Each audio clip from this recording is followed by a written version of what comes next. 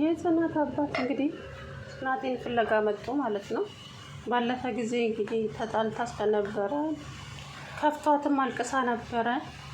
ትምህርት አስፈቅጄ እመጣለሁ ብላቸው እንግዲህ ነግራቸው ነበር። እሳቸው ልባቸው አላርፍ ብሎ ተመልሰው መጡ ማለት ነው። እሷን ፍለጋ መጡ። ሳይነግሯት ሳይደውሉ እመጣለሁ ብለውም ሳይናገሩ እንግዲህ ጤፍ ምናምን ይዘውላት መጥተው አዲስ አበባ ሲደርሱ ግን ልሸኞት አባባ ደክሞታል ብሎ የአዲስ አበባ ጩሉሌ እቃቸውን ዘረፋቸው። ስልካቸውንም የያዙትንም እቃ ማለት ነው እንግዲህ ወሰዱባቸው። በእርሳቸው ሰላም ገብተዋል ማለት ነው። የሆነ ልጅ አግኝቷቸው መንገድ ላይ ስልክ አስደውሎ በጽናት ስልክ እንግዲህ ሄዳ ወሰደቻቸው። ኪራም ሀያቱ ታማለች፣ የእናቱ ሀያት ማለት ነው። እንግዲህ የኪራም አባት ሳያስበው ኪራ መጣ። ተፋጠጡ። ዛሬማ እንግዲህ ሽምግልና ሊሆን ነው መሰለኝ። በዚሁ ይመስለኛል ሽምግልና ወይ ጽናት እናትም ነገ ትመጣለች ብዬ አስባለሁ። የማን ነው የኪራ እናት ነገ ትመጣለች ብዬ አስባለሁ። ድራማቸውን ረዘመ ብታደርጉ ግን ጥሩ ነው። ጨርሶ ሳይሆን አይቀርም ምን እንጃ። እና ጽናት አሁን ላይ በጣም አጣብቂኝ ውስጥ ገብታለች። እውነት ለመናገር በቃ ግራ ተጋብታለች። አባቷን መዋሸቷ እያደረ ውስጧን እየጎዳት ነው ያለው እና እሷ ግን ውሸት ሳይሆን አባቷ መስዋዕት እየከፈለች ነው ያለችው እና ትምህርቷን አቋርጣ ለአባትየዋ በቃ መድረስ ስላለባት እየሰራች ብር ትልክለታለች፣ ታሳክመዋለች። እና ያው የገጠር ሰው የሚበላው የሚጠጣው አያጣም፣ ሞልቷል። ግን ያው አንዳንድ አለ አይደለ የምታግዟቸው አለ ገንዘብ ለሕክምና ምናምን ነገር። እሷ ደግሞ አባቷን ብቻውን ሆኖ ያለ እናት ያሳደጋት እና ያንን ውለታ ለመመለስ ደፋ ቀና እያለች ነው። እና አባትየዋ ግን ጠርጥረዋል። እንደው ከአንቺ ይምጣ ብዬ ነው እንጂ እኔ ሁሉንም ነገር ገብቶኛል እያሉ ነበር፣ ብቻቸውን እያወሩ ነበረ ማለት ነው። እና እሷ ደግሞ በጣም ተጨንቃለች። እውነት ለመናገር ጨንቋታል። ምስኪን እንደው አሁን ዩኒፎርም ለብሳ ለመንገድ ላይ እየተቀመጠች ትመጣለች። ኧረ እንደው ወይኔ እኔ እንደው መንገድ ላይ እየወጣች ትቀመጪ እሳቸው ከኋላ መጣው እንዳያዩሽ ብዬ ፈራሁ የእውነት። አሰላሙ አለይኩም ወራህመቱላሂ ወበረካቱ። ውድና የተከበራችሁ ቻናል የቤተሰቦች እንዴት ናችሁ? ደህና ናችሁ ወይ? እኔ ያለሁላችሁ አልሐምዱሊላህ። ጾም እንዴት ይዟችኋል? ማሻአላህ ጾም ዘንድሮ ደስ ይላል ማለት ነው። እንግዲህ ጽናት ድራማ ዛሬ ተለቋል። ግን እውነት ጽናት እንደው እንደፈለገ ማለት በቃ ፍሬ ሆና የምትስቅበት ቀን ናፍቆኛል። አንዱን ስትወጣው አንደኛው ጭንቀት ይመጣበታል፣ ሌላኛው ስትሸኘው ሌላኛው ይመጣልና የአባቷን መምጣት ደስ ቢላትም በአንድ በኩል ደግሞ እንትን ብሏታል፣ አስደብሯታል። ምክንያቱም የዋሸችው ውሸት በጣም ከብዷታል ማለት ነው። አሁን ምን ላድርግ ነው እዚህ ጋር ምን ላድርግ የሚለው ቃል ውስጧን እያሳመማት ነው። እና እሳቸውም ደግሞ አጥብቀው እየጠየቋት ነው ማለት ነው።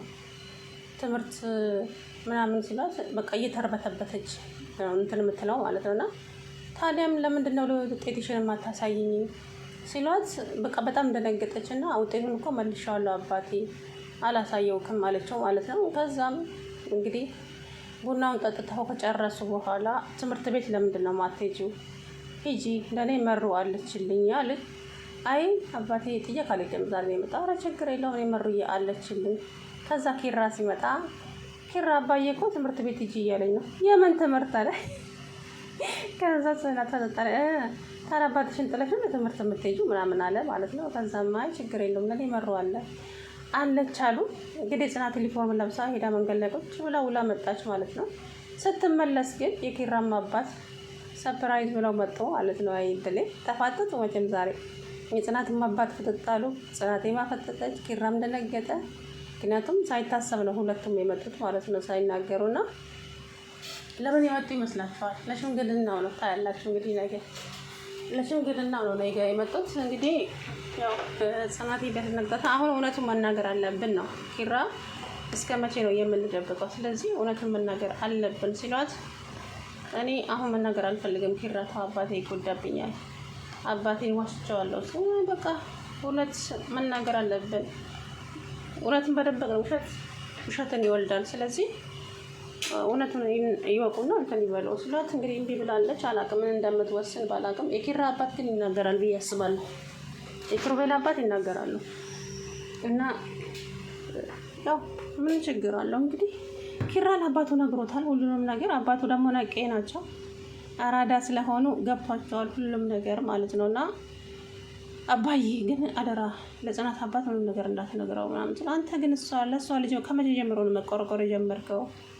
በፊት እንደዚህ እየጮህኩባት ምናምን ነገር እኔ እኮ ተለውጫለሁ አባቴ ድሮ ኪሩቤል አይደለሁም። እውነት እንደዚህ ወግ ብለህ ስላየው በጣም ደስ ብሎኛል። እና ከዚች ልጅ ጋራ ግን የሆነ ነገር ያላችሁ ኧረ ምንም የለንም ብሎ ማጅራቱን ሲይዝ ከብሮሜ ምን ይላል መሰለህ ማጅራቱንና አፍንጫውን የሚይዝ ሰው ውሸታም ነው ብለዋል አሉ። ከዛ እንግዲህ ይነግሯቸዋል ብዬ አስባለሁ። ያው እንደተፋቀሩና እንግዲህ ሊጋቡም እንደሆነ ይነግሯቸዋል ብዬ አስባለሁ። እንግዲህ ምን እንደሚፈጠር ባላውቅም እኔ እንጃ ብቻ ጽናት በጣም ተጨንቃለች በእውነት አስቸጋሪ ከሆነ የምሬን ነው የምላቸውና መሩዬ በጣም ተጨንቃለች። ናሆሜም እንደዛው አሁን እቺ ልጅ ነው መቼ ነው እንደው ከልቧ የምትስቀው ምናምን እያሉ የእውነት እና እንግዲህ የጽናት አባት ደግሞ የት ሄደች ጓደኛ ማነች እሷ ቤተልሔም ነች አሉ። አይ ቤተልሔም እኮ ተለያየን እኮ ከሷ ጋር አባዬ ምን ነው አይ እሺ ደስ እንዳላችሁ እናንተ ታውቃላችሁ ልጆች ያሉ አይ አባባ እሷ እንዴት እንደወጣች አላዩ እርሶ እንደው የት ሄዳ እንደሆነ አላውቅም። እኔ እንደው አማኑኤልስ ገብታ ይሆን እንዴ? ምስኪን እንደው ፍቅር መጨረሻው እብደት ነው ለካ። እውነት ነው የምሬን ነው የምላችሁና እንግዲህ ጽናትዬ ኪራን አባቴ እስከሚሄድ ድረስ በመሀላችን ያለው ፍቅር ጋብ እንፍጠርበት አለችው ማለት ነው። ያማ አይሆንም ማለት በመከላችሁ እንደዛ ጋር በተፈጠራችሁማ በመሀላችሁ የሚገባ ነገር ስላለ አርፋችሁ ፍቅራችሁን ቀጥሉ። የምን ጋብ እንፍጠር ትላለች እንዴ?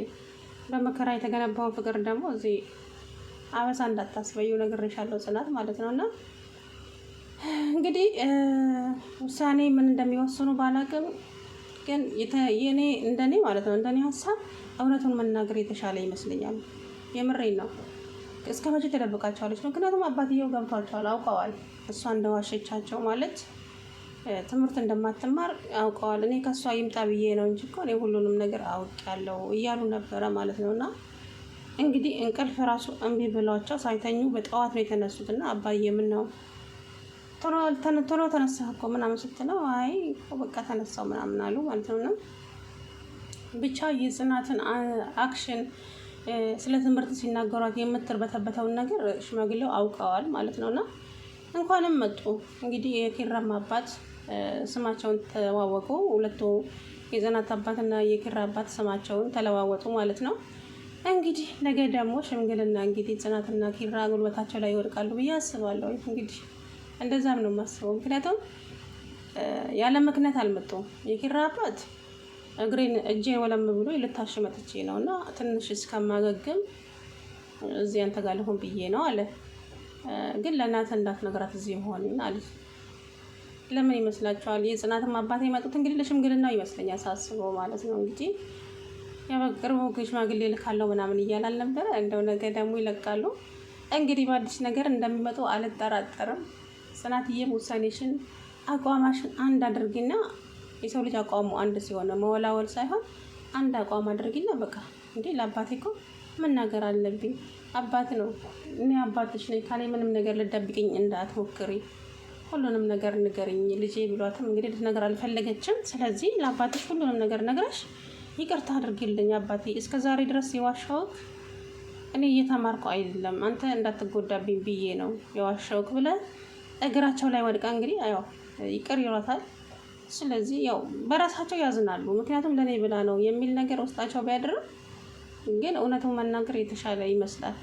እንደዛ ነው ማስበው። እና እንግዲህ እውነቱን ፍርጥርጥ አድርጊውና እሳቸውም በሰላም ወደ ሀገራቸው ይመለሱ ማለት ነው። ደስ ብሏቸው እግራቸውን ተስሞ ልጃቸውን ለኪራ የመሰለ ሸበላ ሰጥተው እንግዲህ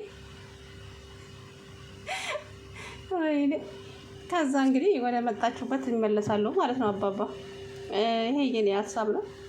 እናንተስ ምን ትላላችሁ? እንግዲህ ነገ ደግሞ እስከምትመጡ እንጠብቃለን። እስከዛው ሰላም አለይኩም ወራህመቱላሂ ወበረካቱ።